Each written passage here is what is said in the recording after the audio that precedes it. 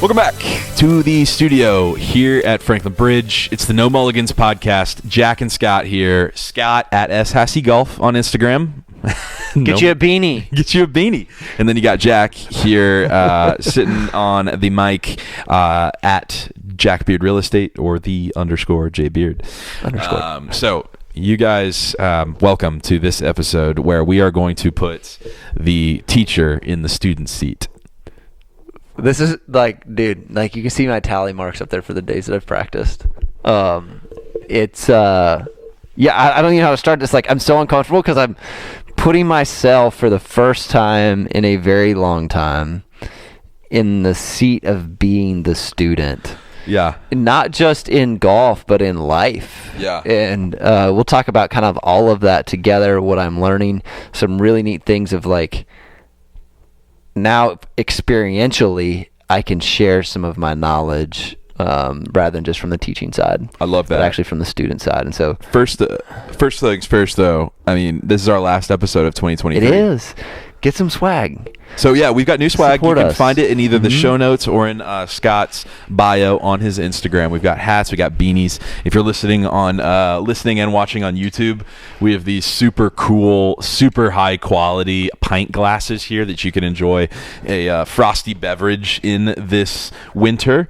They're super high quality. I mean, the logo is like raised up off of the glass. Right. It's going to be able to survive the dishwasher for many, many rounds to come. Right. I mean, you guys, it's an awesome piece. So hats, beanies, pint glasses. There's shirts. There's some shirts really on there nice. that are really cool as well. Yep. So if you guys wouldn't mind supporting us, if you found any value throughout 2023 or prior, we would just absolutely love the chance to get one of these awesome pieces of merch in your hands. So what are some like fun things that we've done here in 2023? Because it's been a great year. I mean, we did a this or that just a few weeks ago. That was kind of, we hadn't done that in like a year and a half. I mean, that was fun. There's been some crazy renovations on the golf course here at Franklin Bridge. We got the studio here. Side note. Yeah. This is changing in 2024. I'm just going to leave it at that. You heard it here first. Brooks mentioned it at the big staff You're party. talking about the studio. I'm talking about the studio. Yeah, so this he made the major announcement to all of our staff. We had 100 and something people in there for our staff Christmas party, and he went ahead and told everybody. So I'll let you go ask around and see what people think is happening next year. So we'll leave you at that, but that's your Happy New Year. Little treat. I love that, man. Little carrot out in front of you. Yeah. So. I feel like also the podcast too. I mean, we rebranded this year to No Mulligans from Champions that was Playbook. Big. Yep, that was a big one. I mean, we've I think we're close to. Jamie George basically kicked off our year this year. Yeah, no, he did. That's right, he did. Because we shot him this time last year. And we didn't roll it till like January or early February. Yeah, that's exactly right. So, but yeah, a lot of cool things have happened, and we can't thank you guys enough for listening and tuning in this year. Yep. I mean, we've got some super loyal listeners, and I actually had somebody. I played in the Bear this year, and I actually had somebody like stop me and just and introduce me to their friend as the guy who does the No Mulligans podcast. Dude, that's so cool. That's so cool. So yeah, it's we have some goals for next year, so we'll kind of start here because it kind of ties in with the whole theme of like, what are your goals going into next year? So you're going to listen to this right before the new year starts. I'm sure you've got goals. I'm sure you've got dreams of things you want to do, things you want to accomplish. 2 episodes ago, we talked about the 1-3-5 plan as well. I put mine together. I sent it to you. I know you did. So if you guys want to hear more about the 1-3-5, that's an excellent way to start your 2024. Right. I would highly recommend you guys go back and take a listen to that. But we're just kind of thinking about goals for the podcast, goals for what golf is going to look like. I want to double our listens. I want to double our listens this coming year. That's a big jump for us. Yep. But it's going to require us to get some funding. It's going to require us to get some new equipment. It's going to require us to do these fun trips and things like create a different experience. Yep. Speaking of experiences from the last podcast, right? Yep. We're going to create a different experience where you can come and engage with us one-on-one, really out playing fun events, playing other places. So come join us, come support us. You might see Patreon stuff. We will probably going to have some sponsorships next year to really do it. So definitely, and it's going to be fun too. And I'm going to put it around stuff that I'm actually going to use. Yeah, stuff I'm actually going to wear, not just like, hey, I use this stuff. Like, no, I'm actually, if we're going to do it, we're gonna do it. Yeah, no, this, and if we're gonna be doing merch too, I mean, we might do a ball marker or something, but we're not gonna be doing like a brush or something. I mean, it's gonna be like a cool head cover or an awesome quarter zip or something like that. Yeah, so, we're gonna do some special stuff, and really excited about that in the coming year. But really putting yourself in the seat of the student, like if you have goals, like you need an action plan underneath it, and if there's not an action plan, then that's not gonna work. And then you need to have a group of people that you will be accountable to, not that they need to check on you every day. Accountability is actually you towards those people, is being honest with those people. Like they can check all they want, but if you don't tell them the full truth, then you're not gonna get the accountability that you need. So, yeah, amen to that. So I mean, I guess I would say upon that, let's jump into you being the student then. And before we start the pod, I mean, I would just reiterate everything that Scott said. And if you listen to this podcast, you're probably really wanting to get better at your game. And so I would just ask you guys to be really honest with yourself at the end of this year and ask yourself, what do I want from 2024? Whether that's golf, whether that's career, whether that's relationships. We're going to be talking about it in the context of golf here. But, we just hope to bring you some value next year to accomplish your goals. It's gonna be good. And by me working on my game, I actually get to help you guys too. The big one is like we've talked about before, like, I've got some goals for my fitness. I got some goals for all this. And I do. I'm not going to share all of those. But more just the people that have my goals. So let's talk goals first, right?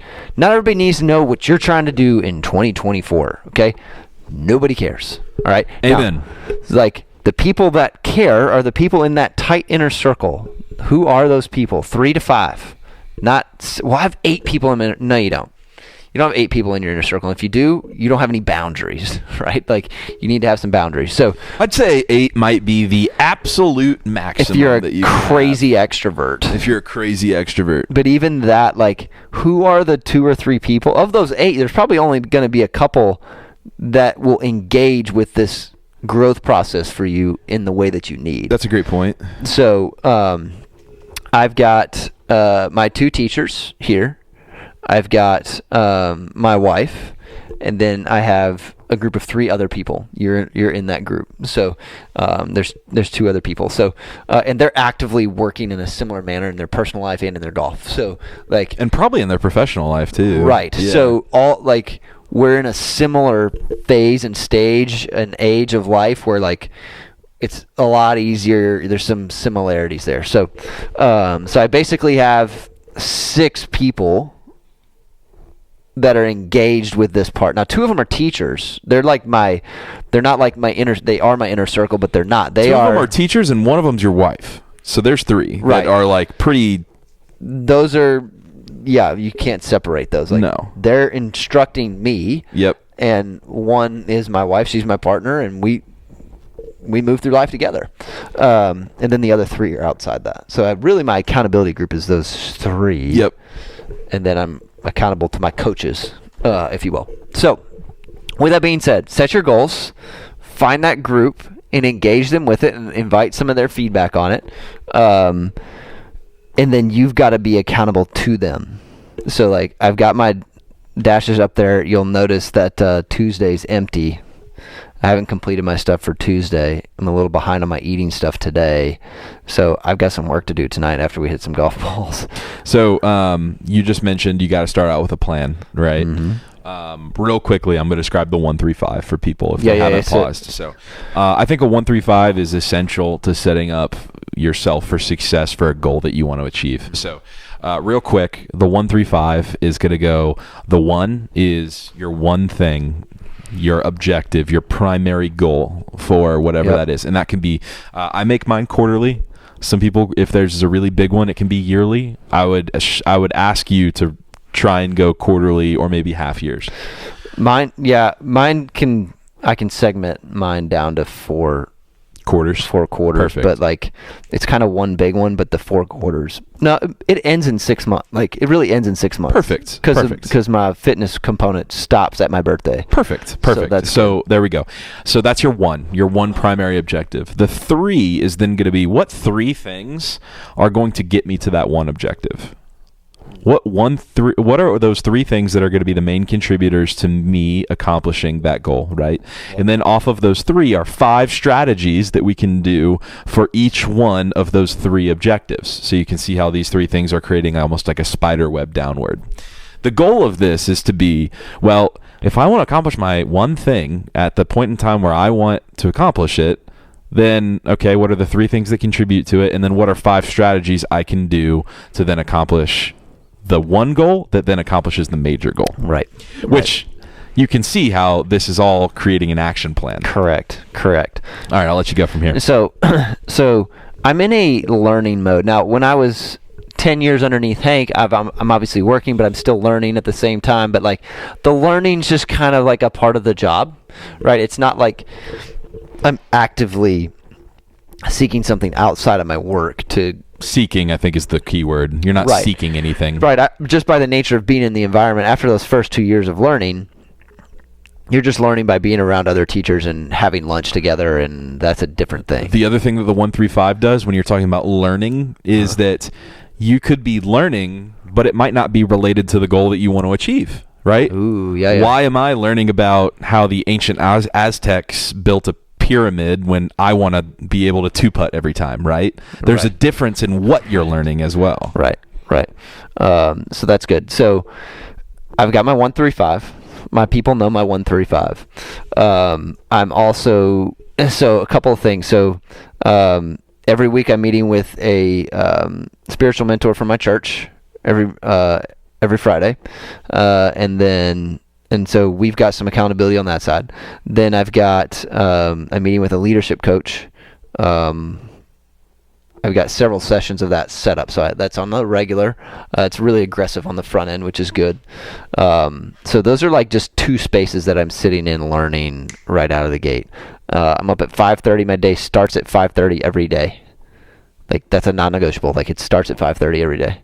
So luckily, and I normally wake up before my alarm. So I just went and started my day. Like I'm up at 5:15.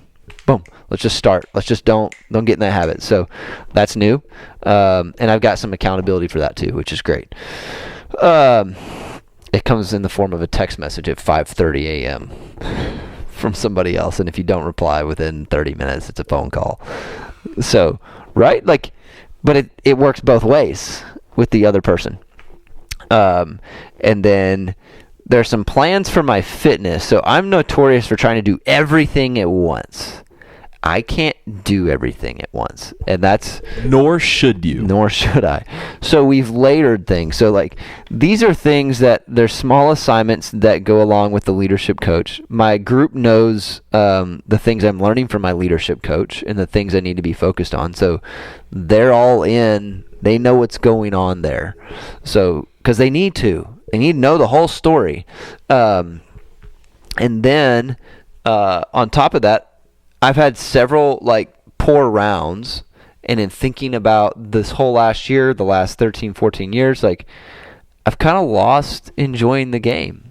I love teaching and I love helping people, but like I haven't enjoyed playing. Why don't I enjoy playing? I don't practice. I don't enjoy something I'm not, I'll say not good at, but it's not so much that I'm not good at it, that I'm not working at it. Like I didn't play great today with my new motion, but I had some incredible moments out there. I'm like, oh man, I could see where this is going. I've got to do some trusting. We'll talk about some of that in a second. But like, where's all this going? And to me, that's super cool. Are we still rolling? Yeah. And so where did I decide to go? I've had some really bad rounds of golf playing with students. I'm like, this is just terrible. Like I can keep up with these guys and girls. And so let's go ahead and change that. Let's do something about that. It finally matters enough, I guess, is the real thing. I'm like, I'm going to end up 40, 45, 50 years old and go like, I've lost the game that I enjoyed. I'm even started to see losses in my short game. And that's the part that always just held with me. And unfortunately, I'm starting to see that tail off. And not because I'm getting older, but because I'm not practicing. And eventually that comes home to roost. Yeah, and I think the one thing I want to tell the viewer, and just kind of an affirmation is that like it's it's so natural to go through chapters and phases of your life. Absolutely. Where things happen, right? Yeah. I mean, Tiger Woods is going to reach an age where he's just hitting the ceremonial shot at Augusta every year, and that's it. That's it. So, and you get to enjoy each of those phases. Exactly, and each one comes with losses and gains. So I would just tell you, if keeping your game up is something that truly still matters to you in this current phase of your life, then we need to make adjustments to make that be true. Yeah. But if it doesn't anymore, that's completely fine. That's a choice you've made. Right. And, if you had asked me that 3 years ago, it would be more like, well, I don't want to embarrass myself in front of my students. This wasn't about embarrassing. I just didn't enjoy it. And I'm like, I'm not expecting to keep up with my best players. I'm not expecting to be able to do what Micah can do. But I'd like to have a couple of days where I can kind of jab at him, 7 holes in. I'm like, hey, man, I got you by 2 right now. He'll probably clip me by the time we get to 18, and I expect that, right? But, being able to feel like I can compete and play with the players that are really good. And I still enjoy playing with people that aren't as good as I am or better than me.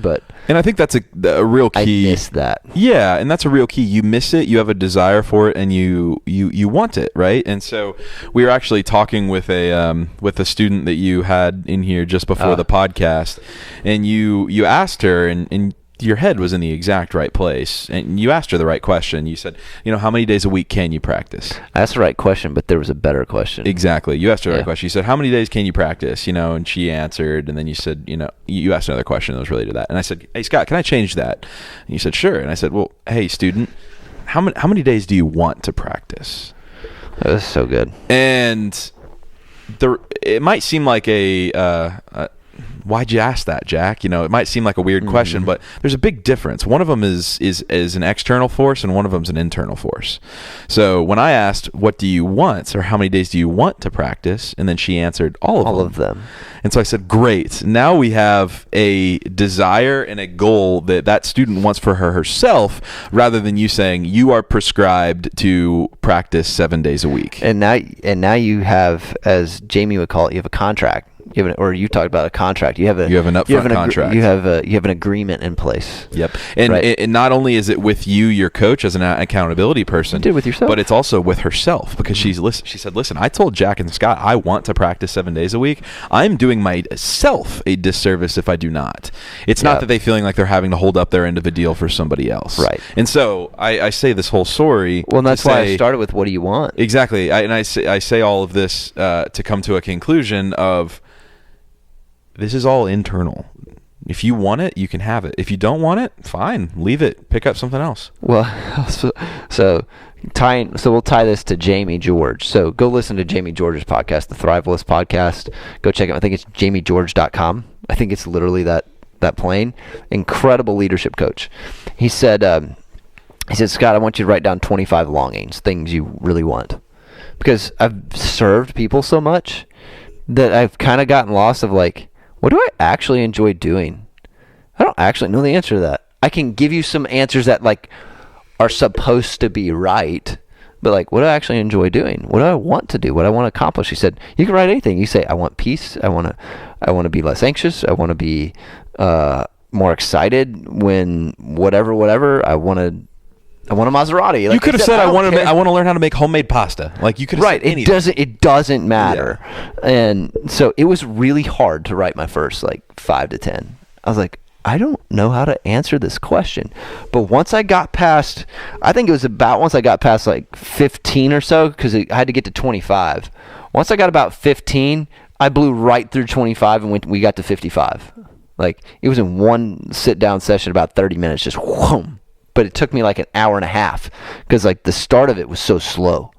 And then I came in, the next meeting was, all right, once you take that, we're going to read it out loud. Feels silly to say it out loud because you just wrote it. Say it. It's all right. So I say it out loud, and he's all right, reduce that to 10. Because the other things, when I said it out loud, emotion hit in different spots. So it cued him to pay attention to how did my body language change? Did I add words to certain things that weren't on the list? And I did. And I'm I'm starting to notice this as I'm going through it. And he said, all right, now reduce it to 10. Which is similar to the 135. I already had the 135 down, but we're trying to get underneath all of that. So I go to 10. Dude, 10 was hard. I had to reduce that. It's like the first 5 were pretty easy, and it's like, what are the next 5? And go through there. And then we had 1 minute left before his next client. I think it was intentional that he took this much time. It's like, all right, my next client just knocked on the door. You got 1 minute. Okay, cool. Reduced to 5. I was like, what? Okay, that one, that's it. That one, and then,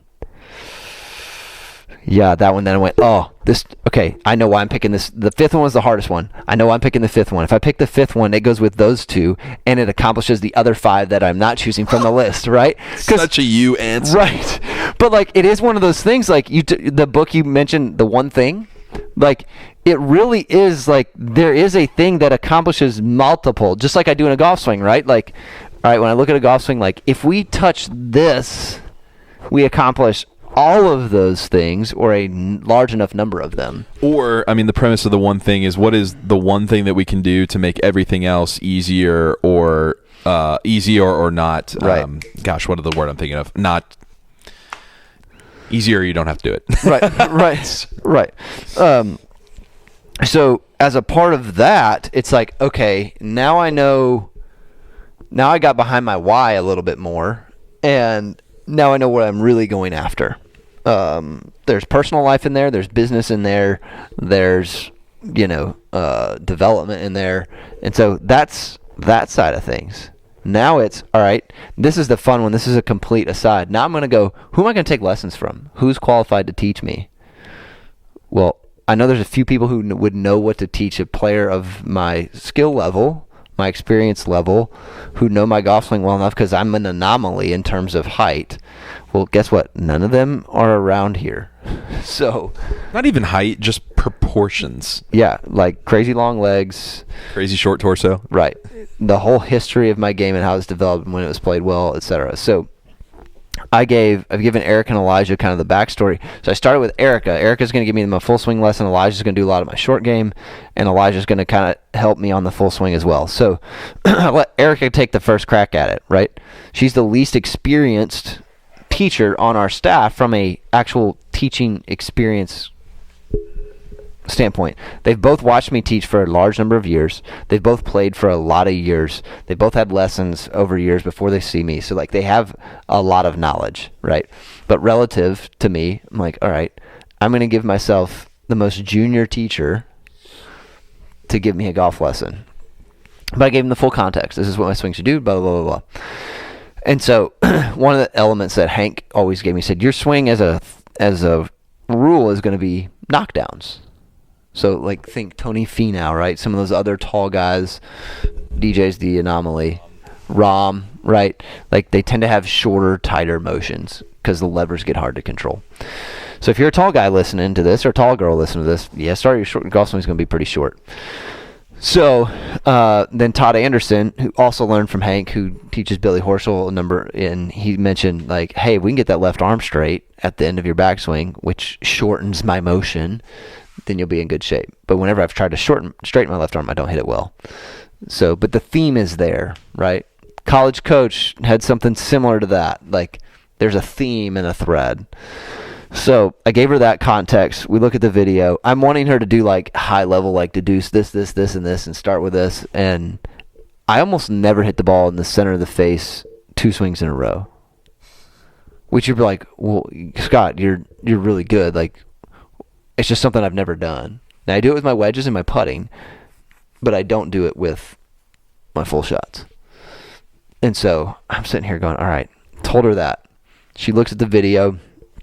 We drew lines on there. She walked through it. I told her everything I don't like, which is what I typically do for really good players. Tell me everything you don't like.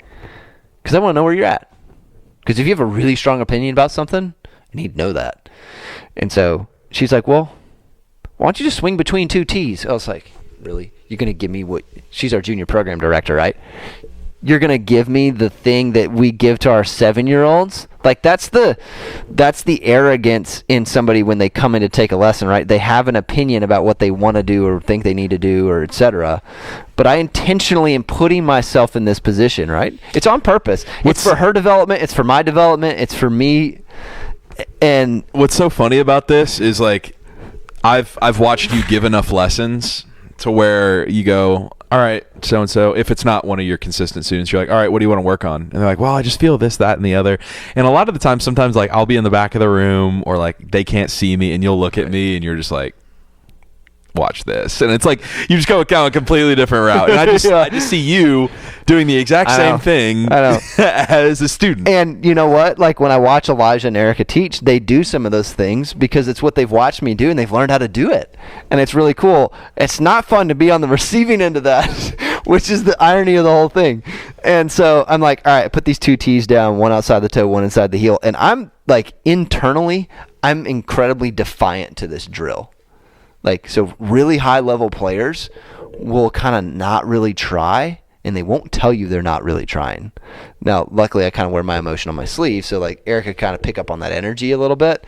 And I was trying everything. I was like, I'm just going to do it. Just do the drill. I'm hitting every tee. I hit the outside tee, hit the inside tee, finally get one in the middle, but, like, flick hook it and then get another one in the middle and then shank it out to the right. Like, I was hitting it so bad. And I hated it. Now, the reason why I hated it is not because I was hitting it bad. The reason why I hated it is it exposed my weakness and my fears. So I played golf with a 2-way miss all through college. And I developed a golf swing on my own, right? That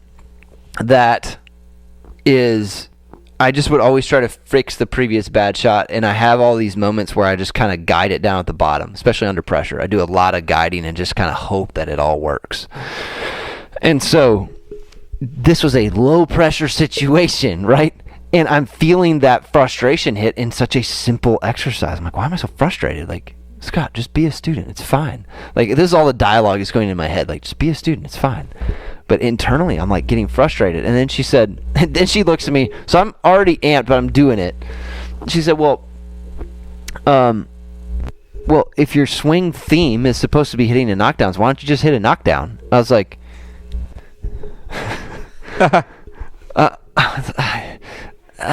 okay, like, is there, so I paused. I was like, is there a way you want me to do it? Like, I'm trying to get her to give me more, right? Like, do the high level stuff. That's what I'm thinking, right? Well, you know, a lot of my teaching, I don't do the high level stuff with the student. I just fix it, right? And Here's what you do. She said no. She said, you know how to hit a knockdown. I was like, okay, so I'll just hit a knockdown. So I still have the crappy shot going this way and this way. And at this point, probably 3 balls in, I'm pissed. I am mad that it's this simple. I don't want it to be this simple. I want it, and it's not working. Well, why is it not working? Because I'm not fully into it, right? I'm not fully surrendered as a student. And so it's, I'm like, okay, here we go. Let's do this. You can do this. You can be a student. Let go of all your stuff. And I finally stopped her. I looked at her. Well, no, this happened after. She then says, so it goes a step further. She's like, all right. And she's trying to get me to let go of the ball flight. She's like, all right, now don't think, just do. I was like, oh, now I'm really livid. Like, how do I do that? Like, that's a question that I get a student that gets asked. I was like, she's like, just feel it, right? So, then after about 5 golf balls, I have to stop because I'm too amped. And I looked at her. I was like, all right, I just got to be honest. This is not at you, but I'm going to tell you, I am so livid that what you're giving me is so simple. And there's a little bit of the pride and ego in there that's like, don't you know who I am? Right? Like, do the hard work. You're not doing anything that's difficult. You're just giving me simple stuff. It's like, guess what? You need simple stuff. Like, execute the most basic exercise. What do the experts do? They do the most basic stuff better than anybody else. I can't do the basic stuff. That's embarrassing. So part of it's like, I'm really frustrated that it's taken me, I've gotten this far along and I can't do one of the most basic exercises that we ask our youngest kids to do. And like, once I finally said that out loud, it's like, oh, I can now be the student, right? But like, if I'm just storing it up inside, this is a vulnerability you need to have with a teacher. And like, I'm having to do that with Elijah too. And so Elijah's watching me the next day or 2 days later as I'm hitting balls. He's like, Scott, the tempo's not good. Like, you've got to let go of that. Like, just trust it. Just trust it. I'm like, yeah, but Elijah, that's hard. He's like, well, that's what you tell all of us to do. So I had to take the part that I'm really proud of is they're both doing what I've taught and trained them to do because it works. But it's but I'm the guy. It's like, but I'm not the guy. Maybe I need to give you lessons on how to be a student. I know. But it's been really good. So I said, all right, how many reps do you want me to do? And this is one of the things, again, this is part of the student interview, right? Dude, and guess what? You said that. You go, how many reps do I want to do? If I was giving a you answer, I'd just be like, until I tell you to stop. Right. Well, so one of the things I'm thinking is like, okay, I need to do drills. But luckily, several days before I started this process, I played, and it was one of those rounds I was playing poorly, and I went, my practice that I'm going to start, I need to hit a lot of golf balls. I avoid hitting golf balls because I'm afraid of hitting it bad, and I can see the like wanting to guide it, and I don't like to do that. But I will drill. I'll do drills till the cows come home. Why? That's not hard on me emotionally. That's not hard on me like mentally. That's not hard on me physically. Like, you know how many podcasts we've done talking about that exact I know, mindset? But I haven't been the student. How many podcasts have we been like, you got to get on the golf course. You got to get on the golf course. You got to get on the golf course. Shots have to matter. Practice needs to be harder. You need. And so, like, my practice being harder is like my CTC. Their practice being harder is having to video and check positions and make it perfect. For me, for it to be equally as hard, it has to be. I have to hit a lot of golf balls and see a lot of bad shots until I can let go of it. And like. It took me 3 days. Like the first 2 days, it was Thursday, Friday. You can see him up there. Saturday, I had to come in here late in the evening. Rebecca went to sleep at 9. I came into the building. Now, maybe you don't have that at your house. That's fine. I get that. But like, you might be able to get a net and a mat for $250. Sorry, I'm looking at the wrong side. For like $250. So like, you can still get reps in. And so I come into here and I'm hitting golf balls on that third day, and I'm still hitting the tees less, and I'm tending to find like subtle tendencies that the swing's taking care of itself, and I'm getting the knockdown correct. Now this is the big one. I'm hitting way more solid shots than I've ever hit. I'm hitting more balls out of the center of the face. In fact, I'm hitting 105 golf balls a day. My club face has never looked like that. Ever. I've never had a club face look like that. Yeah, It's right out of... Look, that's my 8-iron. Like, I'm going to show the camera this. You guys got to watch on YouTube if you want to see this. So I'm going to hold it up for the camera. Yeah, you'll have to look on the other side. For the record, remember I told you I tend to not hit 2 shots solid in a row. It's the most solid I've hit a golf ball ever in my life. This is my 7-iron. I haven't hit quite as many with that, but I have hit a lot. So give you in context, total golf balls hit, I'm 600 and in some reps in. Oh, that one looks pretty good there. They're all that way. You want a 9-iron too? I already showed the 9, I think. You have I can give you the pitch. Yeah, there's the 9. The 9's looking good too. It's getting there. They're starting to stack up. And then a gap wedge. This is just fun entertainment for y'all to see, right? You can't see the wedge as well because I haven't hit as many with it. I've only hit probably 50 golf balls with this.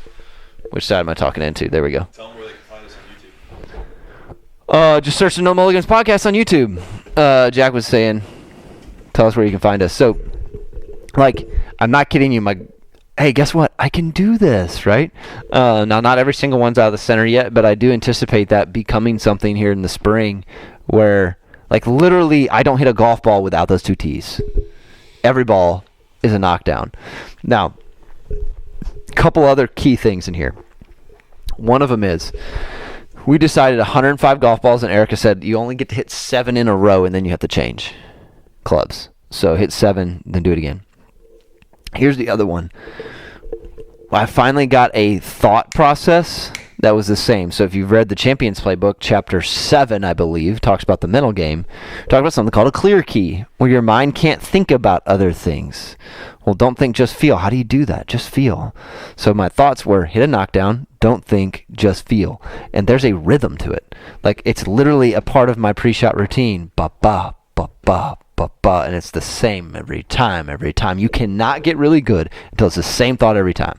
Now, luckily, like, this is when my teacher's teaching my student side of like, oh, Scott, you know how to do this. Like, get that same thought going. And it is literally in a rhythm. I said it out loud. I struggled doing it just in my head. So I whispered it out loud until I could get it where I didn't have to speak it. but I couldn't get it the first day and a half, 2 days. Like, it wasn't the exact same thought every time. I finally wrote it down on a Post-it note, and it's like, just say it like that every time. Because that takes, I mean, think about that. It's taken me several hundred reps to find that rhythm, and then I started to let go a little bit. Like, don't worry about the bottom. Like, you're going to hit some bad shots as you're part of doing this. It's just going to be a part of it. And today I finally played. I was playing with Carson. I said, I'm just going to commit to doing this. 5-wood only went 200 yards. That's it. And I hit some of the best quality shots I've ever hit. But the first 6 holes, you wouldn't have thought that. Because I didn't hit them that great on the first 6 holes. In fact, I didn't hit a good shot until 7. Yeah, 7. I finally hit one good. I hit an approach shot, a second shot up onto the green. That was great. And so it took me a long time to trust it. Yeah, I see where we're at. Yeah, so it took me a long time to trust it. That's the hard piece. But I said to Carson, I said, what I need to do, and this is a part of the theme of me hitting a lot of golf balls, is I have to play my way out of this. I can't just I have to hit a lot of golf balls, but I can't just drill it and hope it comes in. I have to play through the discomfort. And so the back 9, we played for a little something. And, of course, I'm 40 yards behind him. But I was keeping up for a little while. I played 13 perfectly. Remember, that's a hole that historically has been, if you've listened to the podcast, I hate that hole. I piped a 5-wood down the center. I had 200 yards. I hit a soft cut 5-wood, all knockdowns from 200 yards. Now, it went over the green, but never hit the exact shot I wanted to hit. And I'm like, I'm on the right path. I just have to keep going. And adding a little pressure of having to play for something with Carson forced me to all right, if you don't tighten up and just trust it, it will eat you alive. And so the choice was trust or lose. You know what I love about what you just said, especially on 13, and it's been a theme of the podcast that we've said multiple times, but playing the hole differently. 13 is a hole where a lot of people would just whip out their driver and be like, all right, I'm just going to smack this thing down there. It's long-ish. Yeah, it's long-ish, and I'm in between a spot where if it's a summer day, I'm going to pipe it into the pond if I hit it too far. Correct. And my 3-wood sometimes tends to overhook if I allow it to. So this whole season, most of the whole season, I was hitting a 3-iron. 3 or 4 iron off that tee. I'm like, okay, I'll have 180 in. Like, that's fine. Like, I love hitting my 8 iron. Let's go for that one again. So just, 3, 4 iron and then 8 iron, and it's great. And it takes the trees to the left out, where I guarantee you there is quite literally 1,049 golf balls in that lake. Well, and it got into this rhythm of I'm over my second shot on 13 going, gosh, I got a 5-wood in. I'm going to hit a little cut. I haven't hit a cut all day. I've hit all draws. I'm going to hit a little cut here. Yeah. This isn't gonna go well. Yeah. All those little thoughts try to come in there. But luckily at this point, this is when I started noticing as I was riding in the cart from the tee box to the ball, I'm like, it's like you got that song stuck in your head. I wasn't consciously going, okay, let me keep thinking through this. I wasn't trying to think about my golf swing. But I was like, as I'm driving, it's hit a knockdown, don't think, just feel. It's literally at this pace. Hit a knockdown, don't think, just feel. And I step in that rhythm. And it's hit a knockdown, don't think, just feel. And so when I got in there, I'm nervous. I feel the nerves. I have to swing anyway, right? And so I'm getting over that golf ball on 13, hitting this little cut. And the sun's in my... Dude, the sun's hard in my eyes. And I don't hit it well into the sun, but I'm going to. Hit a knockdown, don't think, just feel. And then step out, step in, and then hit. So step the stance out to full width, narrow it to the knockdown width, and hit it. And it never left the flagstick. That's awesome. And so, it just goes to show, that's the clear key, just it's occupying the brain, right? So it can't think about the other things. Not only that, but... That's a discipline, though. It took me 13 holes to figure out how to do it out there, and it took me 5 days to figure out how to do it in here. Here's what 525 golf balls. Here's what this is, actually. Not only is it giving you cues for what to do, but it's also replacing old beliefs or habits with the new one. Correct. So you're not going to be like, all right, let's just, on number one especially, let's just hit a driver down there and get it close to the green, wedge one on and putt it. It's like, nope, hit a knockdown, don't think, just feel, all the way down. And just like kept doing that. 15, this is kind of a fun little aside, but 15, Carson's up by 2 at that point. And so I had a terrible tee ball to the right. Like, I'm almost on 14, for those that know here. In the crap down there, I'm like, I'm going to smoke a 5-wood out of here on it as a knockdown. What hole is this? 15. 15, and you're saying it ended up I missed near 14? I'm almost on the cart path on 14. Yeah. So, and it's in a bad lie. I still have to hit a knockdown, so I'm committed to the knockdown. So I still hit a knockdown. It goes left of the green. I have 54 yards to the flag. I'm safe. I'm not in the tall grass on the left. So I almost went from tall grass to tall grass. And you're not in the bunker. Right. Yeah. And I go over there and I go to hit a pitch, and I had that little spook moment, like where my mind switched. I didn't say the same mantra in that one moment. Luckily, I got a good break rolled off the back. I got a downhill, right to left breaking putt from about almost 18 feet. Where's the pin? Back center. Okay. And so I'm long and just on the edge, almost on the fringe. And I was not, and I said this out loud to Carson and the guy we had with us. I said, Carson, I'm not letting you go dormy on me. You're not going 3 up with 3 to play. Not happening. Like, I hadn't really made a putt of any significance at that point. I was like, I'm not letting that happen. Freaking center cut, made the putt. I was like, but right? So, like, it's in those moments where I started to stand up. And then 16, I hit it way left, and I'm behind one of those little tiny trees. I'm like, crap. So I try and cut one in there, and then it's way over there. It's a really difficult pitch. It's like, nope, I'm going to make this happen. Hit a difficult chip pitch, low runner, up over a slope bump, and I've got about 10 feet. I'm like, and the other guy in our group to try to tie Carson, because we're playing the two of us against him, has to make like an 8-footer, and I've got 10 feet. I was like, man, he's probably not going to make it. Like, I'm making this putt. I made another one, right? And so it's like, I'm not going to lose, right? Like, I'm going to figure this out. And then I finally get to 17. Carson's still 2 up. Get to 17. Carson's on the green. I've got to hit a 6 hybrid from 155 yards, because normally that's a 9-iron, because I'm hitting this little tiny knockdown. And the ball never left the flag stick. Hit a knockdown, don't think, just feel. Bop, bop, bop. Got right back into that rhythm because I didn't hit some good shots on the previous holes. You know the beautiful thing about this, and a lot of failing taught me. Yes, the failing taught you. The beautiful thing that I would say to everybody else watching, and we just talked about the USGA rollback as well. Yep.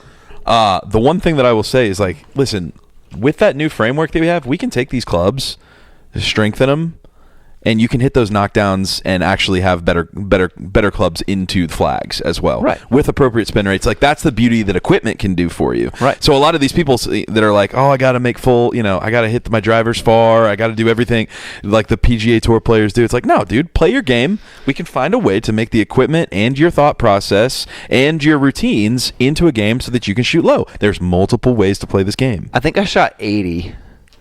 On your first try at it. On my first try at it with this new motion. Yep. Tipped out. Yep. And several of the holes that I played were the best I've ever hit the golf ball. Right. And I guarantee you. And I hit it way shorter. I guarantee you it was the first time you ever played the holes in that way. Yeah. And you shot an 80. Right. I guarantee you I'll give you 10 more rounds doing the exact same thing, and you'll I'll break 70. Yeah, I was about to say you'd shoot 68. Yeah. So, like, the distance doesn't matter as much as we actually think it does. Yep. The more committed I was to the motion and the more in tune I was with the motion, the straighter I hit the golf ball. And what do we say, people? Straight. Wedges and putting is like 80% of the game. Right. Like, it doesn't matter if you're hitting knockdowns off tees. Like, right. Whatever. Like, it's still a game of precision. Yes. At the end of the day. Doesn't matter if you get it there with a driver or a freaking 2-iron. Right. I hit a 5-wood from 200 yards on 8 today to 20 feet. Yeah, dude.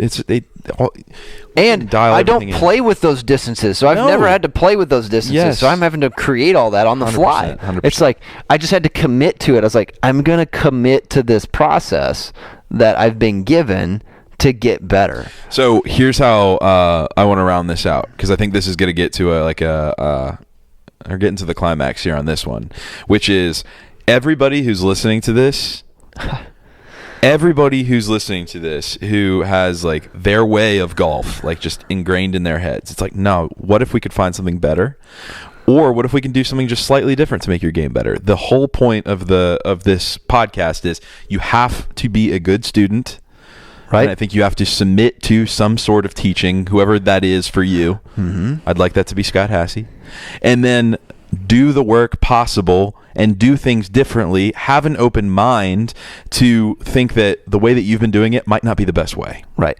I'll tell you this. One of my other thoughts I had was like, yes, it's the job of the teacher takes ownership of the learning of the student, right? But each party should take ownership. I'm like, you know what?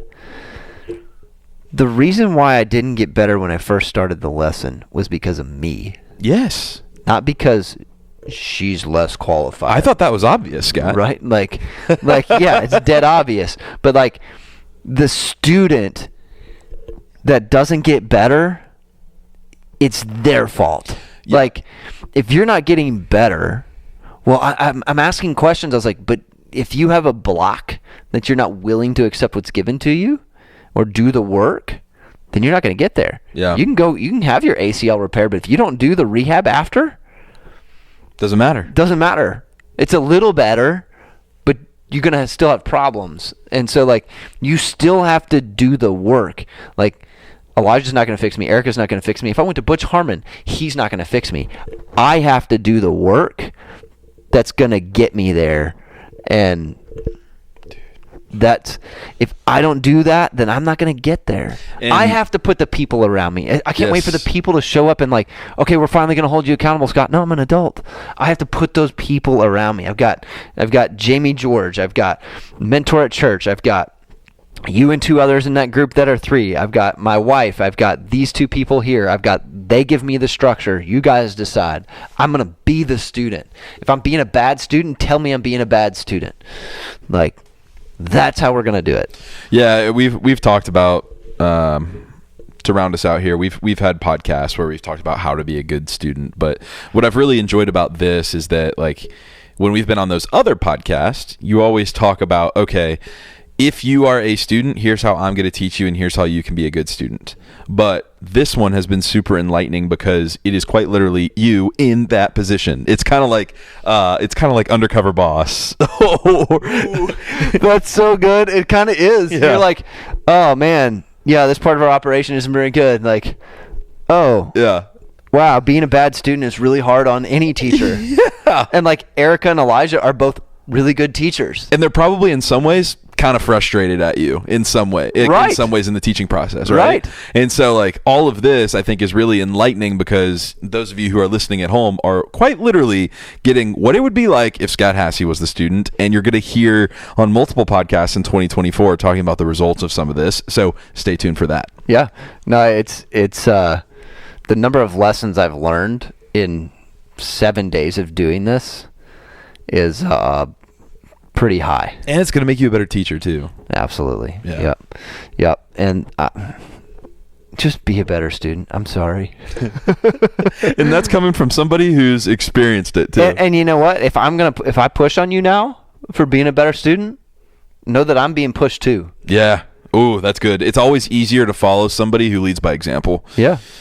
And it's nice to be able, and I'm not taking lessons so that you guys get good content and I give you good information or to be a better teacher. No, I'm playing golf because it's not even on my like 135. It's not on my list. Like, I'm going to do this so I'd be a better teacher for all of you. I'm doing this because I want to enjoy the game that I've missed out on because I've enjoyed helping other people, and that's fine. That was the period of time, but like, and I can still do that.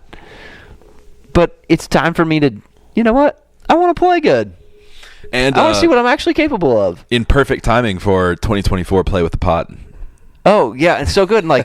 And like, I want to go enjoy those rounds. I don't have to be the best player. I just want to go and enjoy it. I love that. And to round this all off, it's because your 1 and your 135 is to enjoy golf more. Love it. Cool, guys. Well, appreciate you guys tuning into this episode of the No Mulligans podcast. As always, we got merch now. So, beanie. Scott's wearing the beanie. Something. Now I look like a fool. And we've got the hat over here by Scott too. We've got shirts online. We've got these beautiful beautiful pint glasses that you guys can find. I also said, the logo's raised. It's going to last through the dishwasher. You guys are going to love this. So if you want to support us, you can find the link in Scott's Instagram. It'll also be in the show notes listed below. As always, Scott's Instagram is @golf, so make sure you check it out over there. And gosh, for the last time in 2023, it's Scott and Jack inside the studio at Franklin Bridge. It's been the No Mulligans podcast. We'll see you in 2024. Peace.